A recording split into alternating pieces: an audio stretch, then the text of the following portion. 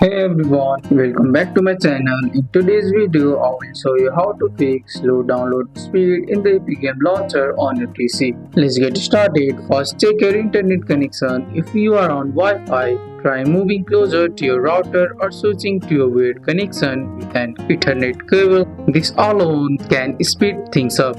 Next step is to pause and then resume the download. Inside the Epic Game Launcher, sometimes this refreshes the connection and gives you a boost. If it is still slow, try closing any apps that use the internet like YouTube, Netflix, or other downloads. This makes sure Epic Game gets the most bandwidth. Next, check the launcher settings. Open the Epic Game Launcher on your PC. Click on your profile icon in the top right corner.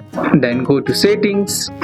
Scroll down to Downloads. If that box is checked, uncheck it. This removes any speed limit. You can also change your download region in the settings. Scroll down to the bottom. Under preferred download region, pick the one closest to you, then restart the launcher. If downloads are still crawling, restart your router by unplugging it for 30 seconds and plugging it back in. A simple reset often helps.